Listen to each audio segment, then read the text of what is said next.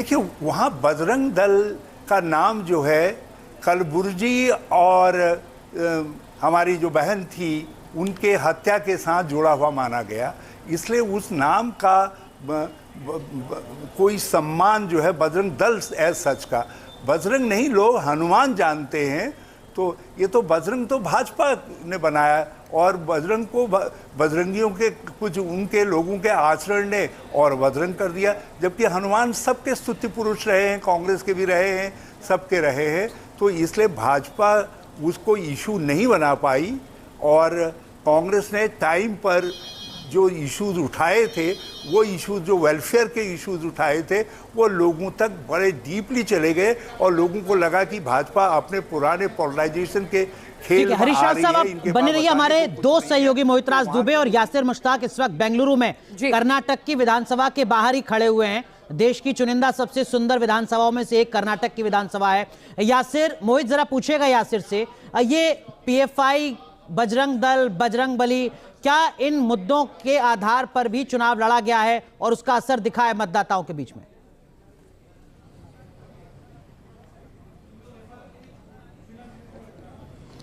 बिल्कुल, देखिए कैंपेन हमने भी कर्नाटक के भीतर कवर किया है। प्रधानमंत्री नरेंद्र मोदी, भारतीय जनता पार्टी के तमाम बड़े नेता बजरंग बली का मुद्दा और पीएफआई का मुद्दा उठाते रहे, लेकिन कांग्रेस इस मुद्दे से बचती रही है। निश्चित तौर पे हम यासिर से समझ लेते हैं। यासिर, बजरंग बली का मुद्दा, बजरंग दल का मुद्दा, पीएफआई का मुद्दा, क्या वाकई इस मुद्दे पर मताधिकार का इस्तेमाल मतदाताओं ने किया? क्या वाकई ये मुद्दा बड़ा रहा? देखिए, अगर हम इस मुद्दे की बात करेंगे, जिस तरह से बजरंग बली के मुद्दे को उठाया, थोड़ी सी कॉन्स्टिट्यूंसीज में ज़रूर इसका इम्पैक्ट रहा, जैसे कि कोस्टल कर्नाटका है, लेकिन ज़्यादा कॉन्स्टिट्यूंसीज में इसका इम्पैक्ट नहीं दिखा हमें। विधानसभाओं पर असर पड़ा? देखिए, अगर हम बात करें कोस्टल कर्नाटका जो कि बीजेपी का बेल्ट है, वहाँ पे उसका असर दिखा। जो लोग नाराज़ थे बीजेपी से, बीजेपी के कार्यकर्ता, वो वापस बीजेपी की तरफ आए। कहीं ना कहीं इंग्लिश में कहते हैं हम टू इम्प्रेस द इम्प्रेस्ड, उसमें यह काम आ गया। बजरंग बली की एंट्री जो है उसमें काम आ गया, क्योंकि स्टेट बीजेपी से काफ़ी लोग नाराज़ थे। लगातार हम बात कर रहे थे बीजेपी कार्यकर्ताओं से, वो कह रहे थे कि लोकसभा में हम बीजेपी को वोट देंगे, लेकिन राज्य के चुनाव में हम बीजेपी के साथ नहीं है, क्योंकि जो परसेप्शन बना हुआ था। लेकिन उसमें जो काम आया, जो मैनिफेस्टो जब कांग्रेस का आया, जिस तरह से बजरंग दल का बैन की बात कही गई, उसको जब बीजेपी ने उठाया, खुद प्रधानमंत्री मोदी ने सबसे पहले इस मुद्दे को उठाया, तो जो नाराज कैडर था बीजेपी का, वो कहीं ना कहीं वापस भी। क्या माना जाए कि जितना नुकसान भारतीय जनता पार्टी समझ रही थी उतना नुकसान नहीं हुआ? देखिए, कांग्रेस को उतना नुकसान इससे नहीं हुआ जितना बीजेपी समझ रही थी कि ये मुद्दा उठाने से इतना बड़ा नुकसान होगा, कांग्रेस के लिए बैकफुट पर चलेगी, वो मुझे दिखाई नहीं दे रहा। लेकिन हाँ, थोड़ा बहुत फायदा जरूर बीजेपी को हुआ है, खासकर कोस्टल कर्नाटका के जो एरिया है वहां पर फायदा हुआ है। ये समझना बड़ा जरूरी है, जो जिस तरीके से ग्रामीण इलाकों में मतदाता घरों से बाहर निकला है, वो रुझान क्या कहता है? मोहित, चलिए आप अपने सवाल का जवाब लीजिए, फिर आगे बात करते हैं।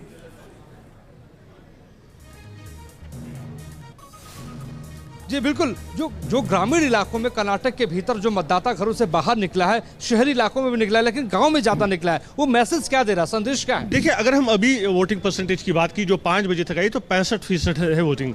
पिछली बार जब हमने 2018 में देखा, उस टाइम 72% हुई थी, यानी कि 3-4% जो है ज्यादा हो सकती है इस बार परसेंटेज, क्योंकि 1 घंटा है अभी बचा हुआ, उसमें हो सकती है। लेकिन अगर हम वोट शेयर की बात करें, कांग्रेस का वोट शेयर हमेशा आगे रहा है। अगर वो सीटों में कम रहे लेकिन वोट शेयर आगे रहा है, तो कहीं ना कहीं अगर ज्यादा परसेंटेज होती है तो वो फायदा जो है कांग्रेस को मिल सकता है। अगर हम पुराने 2008 का चुनाव देखें, 2013 का देखें, 2018 का देखें, वोट शेयर जो है कांग्रेस के पास ज्यादा होता है, और किस तरह से वो सीटों में तब्दील होगा ये तो 13 तारीख को पता चलेगा। लेकिन जिस तरह से हम देख रहे हैं, नॉर्थ कर्नाटका की बात करें, वहां पे परसेंटेज काफी ज्यादा है।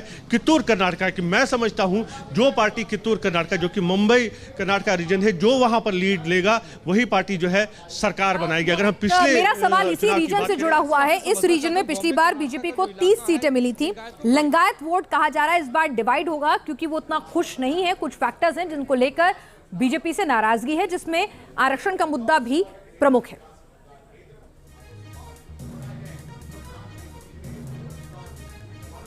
बिल्कुल पिनाज, आपने बहुत महत्वपूर्ण सवाल किया। हम ये यासिर से पूछते हैं, जो लिंगायतों का मसला रहा है, लिंगायतों के रिजर्वेशन की बात रही हो, अलग धर्म की हो, लगातार मांग करते रहो, और येदियुरप्पा की भी भूमिका जिस रूप में होनी चाहिए थी चुनाव में वो नहीं दिखी। क्या लिंगायत एक बड़ा फैक्टर रहा है उनकी नाराजगी के पीछे, उनकी रिजर्वेशन का, येदियुरप्पा का सक्रिय नहीं होने का?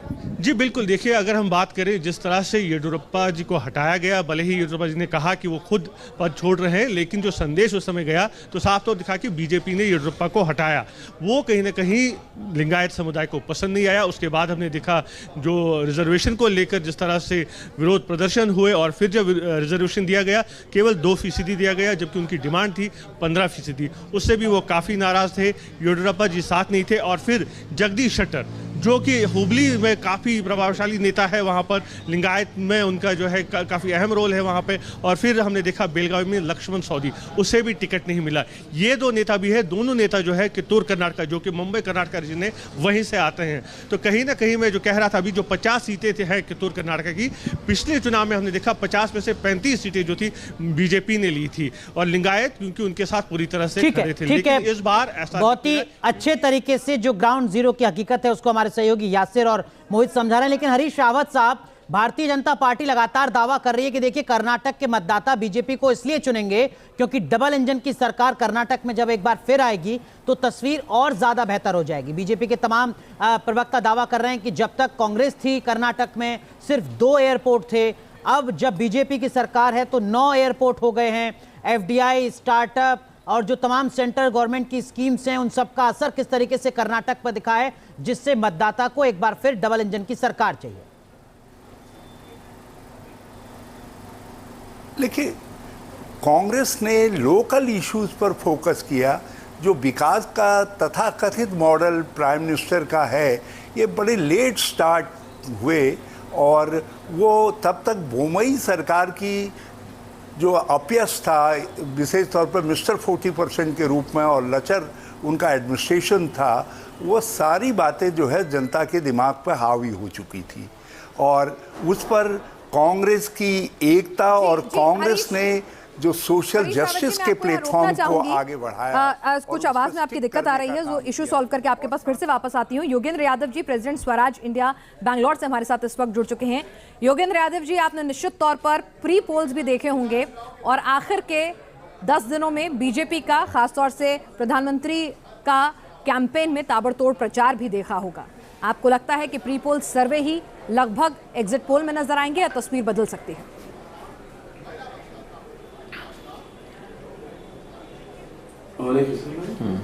देखिए, अब चुनाव पूरा हो चुका है और वोटिंग क्यू में खड़े हुए आखिरी 2-5 लोग इस वक्त वोट डाल रहे होंगे, तो अब हम यहाँ पे जो बोल रहे हैं उसका परिणाम पर कोई असर नहीं होगा। इसलिए मैं समझता हूँ एक रिलैक्स तरीके से बात कर सकेंगे सभी लोग, चाहे जिस भी पार्टी के हों, जिस भी विचारधारा के हों। हम आमतौर पे मान लेते हैं कि चुनाव का परिणाम प्रचार के दौरान तय होता है, मगर ऐसा होता नहीं है। कई चुनाव ऐसे होते हैं जिसमें चुनाव शुरू होने से पहले उसका परिणाम तय हो चुका होता है, और मेरे विचार से कर्नाटका का ये जो चुनाव था ये उनमें से एक था, जहां शुरुआत से ही बीजेपी बहुत बैकफुट पे थी। और देखिए, पहली बात याद रखिए, कर्नाटका में कोई भी रूलिंग पार्टी दोबारा चुन के पिछले 30 साल में नहीं, 30 साल नहीं 40 साल में नहीं आई। उस रामकृष्ण हेगड़े 85 में आए थे, और इसका मतलब ये नहीं कि कोई पत्थर की लकीर हो गया, ऐसा हर बार हो जरूरी नहीं है।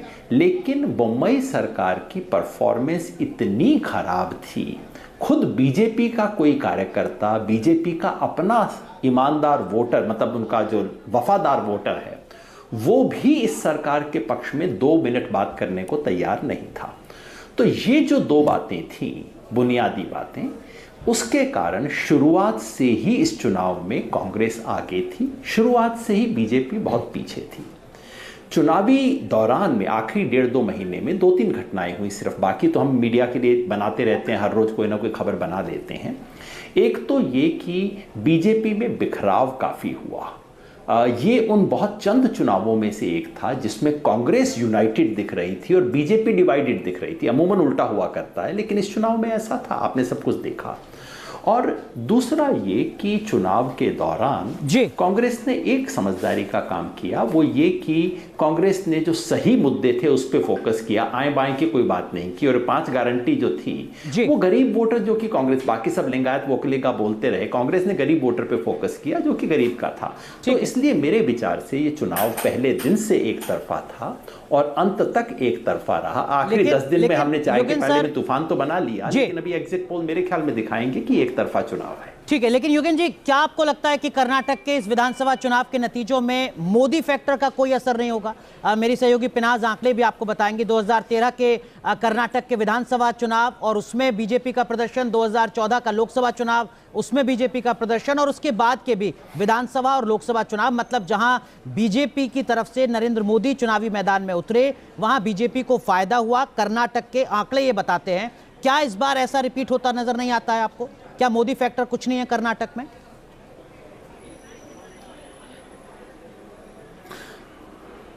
अनुराग भाई, मोदी फैक्टर एक कांस्टेंट फैक्टर है चुनाव में। हम अगर 2018 में मोदी जी ना होते तो हम कहते देखिए 2023 में एक नया फैक्टर आ गया है जो मोदी फैक्टर है, इसका क्या असर होगा। 2018 में भी मोदी थे, इस बार भी मोदी हैं। और मोदी जी की एक गुण है, एक नेता के रूप में इसे मैं गुण ही कहूँगा, कि उनकी पार्टी चाहे हारे या जीते वो आखिरी दिन तक दम लगा के अपनी पार्टी के लिए प्रचार करते हैं। तो ये हमेशा होता है। बंगाल में भी उन्होंने पूरा जोर लगा के प्रचार किया था, और जहां गुजरात में उन्हें पता था वो जीत रहे हैं तब भी उन्होंने पूरा जोर लगाया। तो ये एक भारतीय राजनीति के कुछ 3-4 फैक्टर आजकल पिछले 2-5 साल से कॉमन हो गए हैं। पहला, मोदी जी जम के प्रचार करेंगे। दूसरा, मोदी जी चुनाव से 3-4 दिन पहले कुछ ना कुछ हिंदू मुसलमान की बातें करेंगे, कुछ ऐसी बातें जो प्रधानमंत्री को शोभा नहीं देती वैसी बात करेंगे। तीसरा, खूब पैसा बरसाया जाएगा और उसमें बीजेपी दूसरों से आगे रहेगी। और चौथा, इलेक्शन कमीशन जब जब जरूरत हो तब आंख मूंद लिया करेगा। ये सब चीज़ें बिल्कुल अब स्टैंडर्ड फैक्टर हो गई हैं। इससे चुनाव का परिणाम इसलिए बदलता नहीं है क्योंकि ये तो पिछली बार भी ये सब चीज़ें हुई थी। हमें उनकी बात करनी चाहिए जो चीज़ें 2018 में नहीं थी, जो इस बार नई आई हो, उससे परिणाम के बदलाव का आता है। पिछले 5-10 दिनों में प्रधानमंत्री ने जम के रैली की, अच्छी बातें करनी ही चाहिए। ऐसा कोई अगर आपको आपके कॉरेस्पॉन्डेंट्स ने बताया हो कि इस बार उनको कोई अभूतपूर्व समर्थन मिला जैसा मोदी जी को पहले न मिला हो, तो उसकी चर्चा हमें तो हरीश रावत जी से इसी से हम बात कर लेते हैं, आगे इस बात को बढ़ाते हैं। योगेंद्र जी, हरीश रावत जी, ये जीत अगर होती भी है, अगर एग्जिट पोल और आगे चल के नतीजे आप ही के पक्ष में जाते हुए नजर आते हैं जैसा कि प्री पोल कह रहे थे, तो क्या ये एंटी इनकम्बेंसी फैक्टर ज्यादा है बनस्पत आपके किए हुए वादे, आपकी स्ट्रैटेजी, आपके जो काडर का काम है, बीजेपी की गलतियां, बीजेपी ने कई पुराने नेताओं के टिकट काटे और वो तमाम दूसरे फैक्टर रहे, लिंगायत और एंटी इनकम्बेंसी, करप्शन? देखिए, इसमें दोनों फैक्टर्स ने काम किया। एंटी इनकम्बेंसी ने ज़रूर काम किया है क्योंकि उनके भ्रष्टाचार ने उस सरकार के खिलाफ एक असंतोष बनाया है और हमारे एक आशा पैदा की है। लेकिन हमने जिस तरीके से इलेक्शन को मैनेज किया है, अपनी लीडरशिप को, अपने कंट्रडिक्शंस को मैनेज किया है, जिस प्रकार से हमने बहुत पहले, कांग्रेस नहीं तो बड़ी लेट लतीफ़ होती थी उम्मीदवार घोषित करने आदि में, हमने एक पहल लेने का काम किया है। हमने अपने डिफरेंसेस को मैनेज किया और भाजपा के डिफरेंसेस खुल करके सामने आए हैं। हमने बहुत पॉजिटिव कैंपेन क्या हम करेंगे कर्नाटक के लोगों के लिए, आम लोगों के लिए, महिलाओं के लिए, नौजवानों के लिए, हर क्लास के लिए, उसको बहुत क्लियर तरीके से रखा। कांग्रेस ने बहुत, मैं पिछले चुनावों को भी देख रहा हूँ, उन चुनावों में हम लास्ट तक बड़े हेजिटेंट रहे हैं। इस बार हिमाचल में और कर्नाटक में हम हेजिटेंट नहीं रहे हैं। हम 2 महीने पहले, 3 महीने पहले इस बात के लिए, ठीक है, मैं उत्तराखंड का नहीं पूछ रहा हूं सर आपसे, इस तरह की पोल स्ट्रैटेजी आमतौर पर हम बीजेपी की तरफ से देखते हैं एडवांस, वो कहीं ना कहीं यहाँ पर हिमाचल में, और आप कह रहे हैं कि आपने कर्नाटक में दिखाई है। हमारे साथ इस वक्त के बद्रीनाथ जी, सीनियर जर्नलिस्ट भी स्टूडियो में आ चुके हैं। के बद्रीनाथ जी, आपसे समझना चाहेंगे कि कहीं ना कहीं क्या बीजेपी जो है इस बार अपने लोकल लीडर्स का, जो लोकल चेहरे थे, विधायक थे, उनसे सेंटर के जो लीडर्स थे या जो दिल्ली की जो पूरी की पूरी संगठन थी, उनका कोऑर्डिनेशन, कुछ ऐसे चेहरों का टिकट काट देना जिनसे एक अच्छा खासा काडर जुड़ा रहता है, ये तमाम फैक्टर्स और कुछ ऐसी रणनीतिक गलतियां जो बीजेपी ने हुई, चाहे वो करप्शन के चार्जेस को लेकर सीएम को बदलने में देरी हो या और दूसरे, वो तमाम चीज़ें जो हैं वो भी अगर नतीजे उसके पक्ष में नहीं आते हैं तो एक बड़ा वजह बनेंगी। अब सच कुछ हद तक तो इसमें बहुत वजन है कि वेट है कि भाई कोऑर्डिनेशन बिटवीन सेंटर और स्टेट पार्टी यूनिट्स और लीडर्स के बीच में बहुत कुछ हमारा डिफरेंसेस वगैरह तो है। There is no denying factor. नहीं तो कुछ लोग पार्टी छोड़ के जाते नहीं है ना, और इसमें एक पूर्व मुख्यमंत्री भी है। तो ये तो है, फैक्टर इज देयर। बट इसमें दो इश्यूज मुझे ऐसे लग रहा है कि एक है कि पार्टी फाइनली ये नतीजों में ये रिफ्लेक्ट होता है या नहीं है जी, ये बहुत देखने वाले बहुत सेवरल अदर फैक्टर्स हैं। जैसे फॉर एग्जांपल जो कास्ट कॉम्बिनेशन है वहाँ, और फिर लोकल फैक्टर्स हैं, वो अलग किस्म का कर्नाटका में लगता है। दूसरी बात ये भी है कि पहली स्टेट ये है कर्नाटक जो भाजपा के साथ है जी। और इसको प्रोटेक्ट करने के लिए या उसको रिटेन करने के लिए पार्टी ने पूरा खस बिल्कुल एड़ी चोटी का जोर बीजेपी लगा रही है कि जोर दक्षिण में क्या जो सीटों में कन्वर्ट होगा कि नहीं, बिल्कुल ये उसकी बड़ा तारीख सवाल है। का लेकिन इंतजार योगेंद्र करना यादव जी, आपने कांग्रेस की 5 गारंटी का जिक्र किया।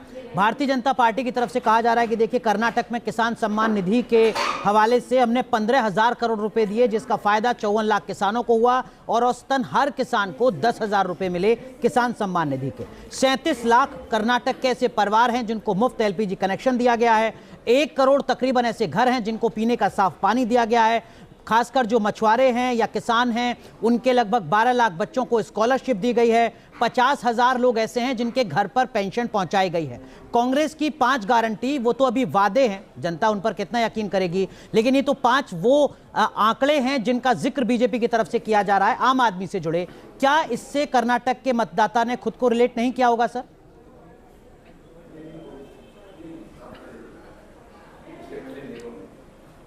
अनुराग जी, इस सब बहसों का वक्त तो अब समाप्त हो गया है जो टीवी स्टूडियो में होती थी, क्योंकि उस सब का पर्पस था कि वोटर तक ये बात पहुंचाई जाए। अब तो हम वही बात कर रहे हैं जो आपने आखिर में पूछा कि क्या वोटर तक ये बात पहुंची। जब मैं घूमा कर्नाटका में, पिछले कई हफ्तों से डेरा डाल के मैं यहीं पे बैठा हूँ, ये दिलू कर्नाटका एक मिशन है हमारा, उसके तहत जब मैं वोटर के पास गया, उत्तर प्रदेश में भी मैं घूमा था। उत्तर प्रदेश में जहाँ जाते थे वहाँ सामान्य लोग बीजेपी की किसी ना किसी सरकार की स्कीम का जिक्र करते थे। लोग कहते थे कि उनको राशन बेहतर मिला है, लोग कई स्कीम का जिक्र करते थे। लाभार्थी उत्तर प्रदेश में फैक्टर था, लेकिन जब कर्नाटका में मैं घूमा तो एक तो सब लोग लाभार्थी नहीं, उल्टी बात कहते थे। वो कहते थे कि सिद्धरमैया के ज़माने में, यानी कि कांग्रेस सरकार के ज़माने में, हमें 10 किलो चावल मिला करता था, घटा के 5 किलो कर दिया। ये बात बिल्कुल सामान्य लोग हर जगह कह रहे थे जी। गैस सिलेंडर की बात हर कोई व्यक्ति कहता था, और पता नहीं कैसे गाँव में भी लोग GST की बात करते थे। मैं तो हैरान था। और जहाँ तक किसानों की बात है, एक किसान ने मेरे से कहा, मैंने उनसे पूछा कि ये निधि नहीं मिलती आपको? उसने कहा जी 2,000 रुपये देते हैं और 2,500 रुपये मेरी दूसरी जेब से निकाल लेते हैं। अब बताइए फर्टिलाइज़र का दाम कितना बढ़ा। उसने मेरे को यूरिया, पोटाश ये गिना दिया सब कुछ। फिर कहा जी कि पेट्रोल का दाम इतना बढ़ा है, फिर बताया बिजली और ये सब। तो ये जो कर्नाटका में कम से कम लाभार्थी वाला कार्ड चला नहीं, प्रयास बीजेपी ने किया, ठीक है। और खास तौर पे वो भी जो भी सेंट्रल गवर्नमेंट की स्कीम्स हैं वो तो लोग बताते थे जी, लेकिन राज्य सरकार की एक भी स्कीम नहीं थी जिसको कोई सामान्य व्यक्ति अपने मुंह से जिक्र करता हो। एक चीज और, एक कुछ और आंकड़े मैं आपसे समझना चाहूंगा और आपसे जानना चाहूंगा आपके अनुभव के आधार पर कि उनका कुछ असर आपको दिखता है या नहीं दिखता है। जैसे स्टार्टअप रैंकिंग में कर्नाटक, खासकर बेंगलोर नंबर 1 है। ग्लोबली जो रैंकिंग आई है उसको बीजेपी काफी ज्यादा भुनाने की कोशिश कर रही है। FDI के लिए बीजेपी बता रही है कि 2014 से पहले 30,000 करोड़ रुपए साल के आते थे FDI में, वो बढ़कर अब 90,000 करोड़ रुपए साल के हो गए हैं। 2014 से पहले कर्नाटक में सिर्फ 2 एयरपोर्ट हुआ करते थे, अब 9 एयरपोर्ट हैं। ये जो इंफ्रास्ट्रक्चर से जुड़े आंकड़े हैं बीजेपी के, क्या इससे कोई एक ऐसा तबका है जो खुद को रिलेट करता है?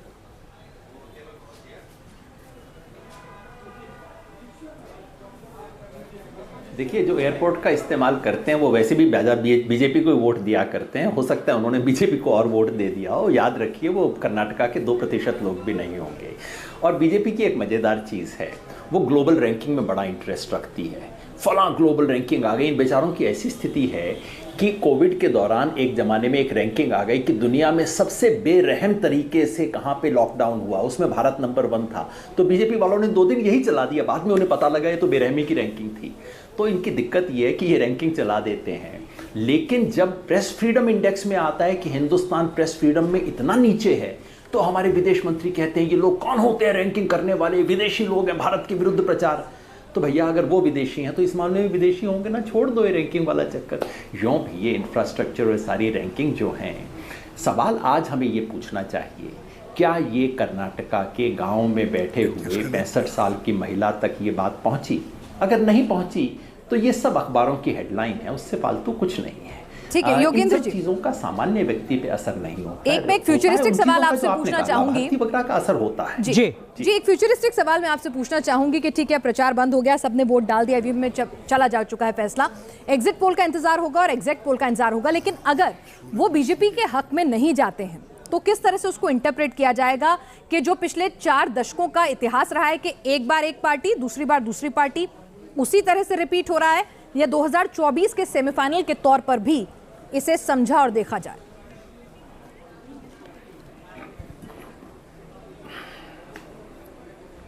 देखिए, टीवी चैनलों पे कैसा देखा जाएगा वो तो मैं बता देता हूं, आपकी बात नहीं कर रहा हूं।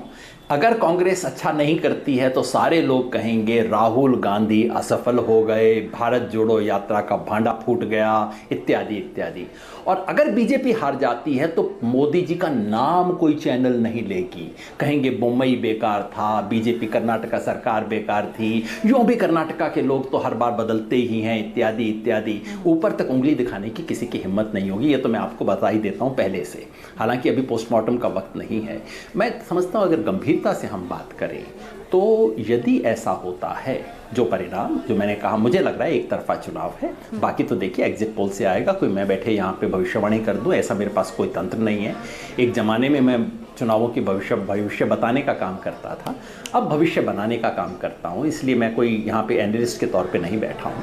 पर अगर ये होता है, अगर बीजेपी हारती है तो जाहिर है उससे देश भर में जो लोग 24 के चुनाव की लड़ाई की तैयारी कर रहे हैं, जी, देश बचाने, मेरी दृष्टि से देश बचाने की, संविधान बचाने की लड़ाई जो लोग लड़ रहे हैं, उनका हौसला बढ़ेगा, उनके बाजू मजबूत होंगे और 24 का चुनाव खुला रहेगा। कोई ये कह दे कि कर्नाटका जीतने भर से 24 में ऑपोजिशन जीत जाएगा, ये तो होने वाला नहीं है। लेकिन हाँ, 24 में लड़ने की उनकी हिम्मत बरकरार रहेगी। लेकिन अगर बीजेपी जीत जाती है तो जाहिर है उनकी हिम्मत टूटेगी, इसमें कोई योगेंद्र सर, देखिए बीजेपी के कोई नेता भी हमारे साथ नहीं है। कांग्रेस के उत्तराखंड के पूर्व मुख्यमंत्री हरीश रावत साहब हमारे साथ बने हुए हैं, तो वो जो सवाल है वो मैं उनसे ज़रूर पूछने की कोशिश करूंगा। लेकिन इनके सर, कांग्रेस की तरफ से किए गए तमाम दावे, 5 गारंटी जिसका जिक्र योगेंद्र सर कर रहे हैं, और बीजेपी की तरफ से बताए गए वो आंकड़े जो बीते 5 साल में कर्नाटक के लोगों को लाभार्थी के तौर पर पहुंचाए गए हैं, क्या आपको लगता है कि किसका पलड़ा ज़्यादा भारी होगा? जो लोगों को मिल चुका है बीते 5 साल में वो,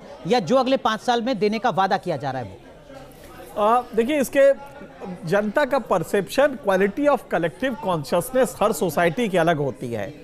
दक्षिण भारत में बीजेपी के पैठ न होने का एक सबसे बड़ा कारण है कि वहाँ की सोसाइटी एजुकेटेड है और लॉजिकली सोचती है। तो जैसे ही आपने कहा कि 2 एयरपोर्ट दिए हैं, तो वो कहे कि भैया एयरपोर्ट में क्या गेहूं सस्ता मिलता है क्या?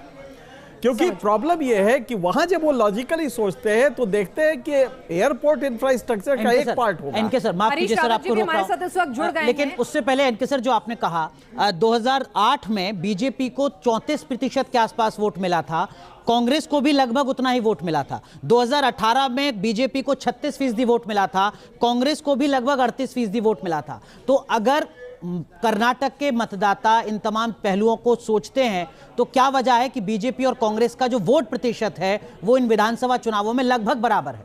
हाँ, नहीं, इसको आप इस तरह देखिए कि 2013 का और 18 का आप तुलना कीजिए।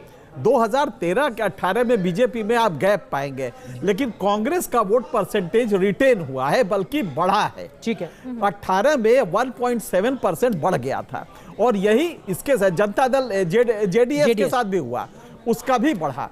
घटा किसका था इस पे गौर कीजिएगा जब आपको, तो जो अदर्स थे, जो फ्लोटिंग वोट होते हैं, वो करीब 18% थे, जिसमें 15% अदर्स में से कम होके दरअसल वही बीजेपी को गए थे।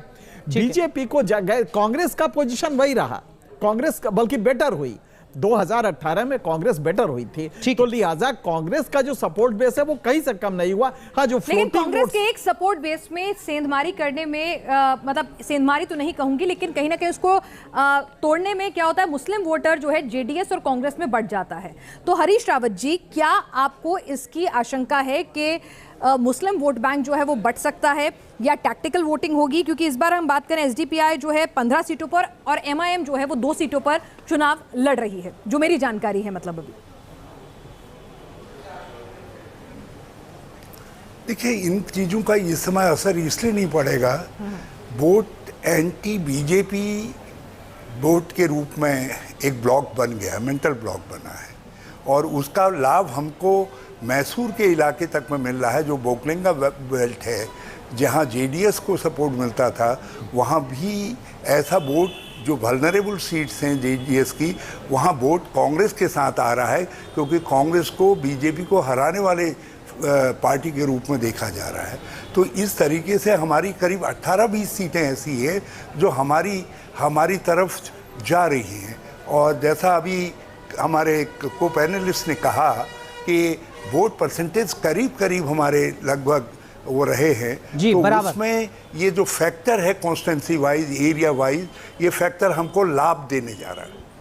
ठीक है, और इस वक्त एक और बड़ी खबर आ रही है, आपको बता दें, कड़े मुकाबले में बीजेपी सरकार बनने के आसार हैं। ये न्यूज नेशन का सीजीएस के साथ मिला हुआ एग्जिट पोल कहता है कर्नाटक में बीजेपी को बहुमत मिलने के आसार हैं। ये न्यूज नेशन सीजीएस के एग्जिट पोल के मुताबिक कर्नाटक में बीजेपी की सरकार बनेगी।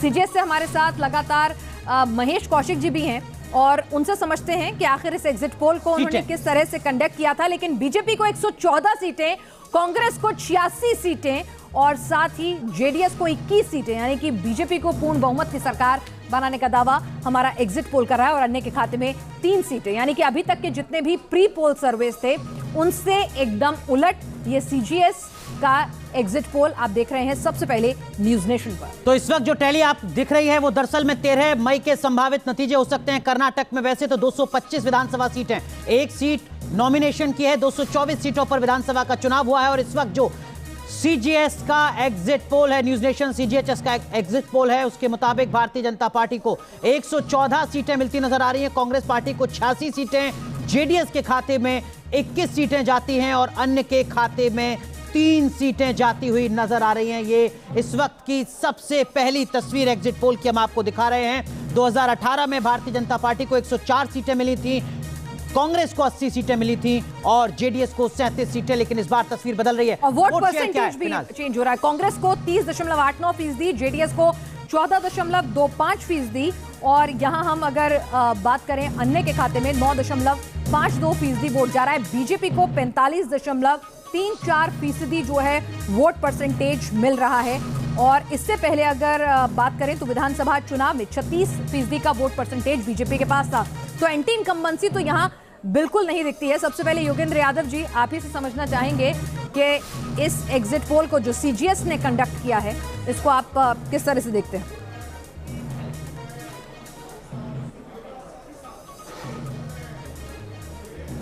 देखिए, एग्जिट पोल चुनाव पूरे हो चुके हैं, एग्जिट पोल में अनुमान लगाते हैं कि क्या हुआ, इसलिए एग्जिट पोल से झगड़ने का कोई फ़ायदा नहीं है। मैं भी किया करता था और लोग उस वक्त आरोप प्रत्यारोप वगैरह करते थे, उसका कोई फ़ायदा नहीं है। ये एक अनुमान है, इन्होंने अपने साइंटिफिक तरीके से किया होगा।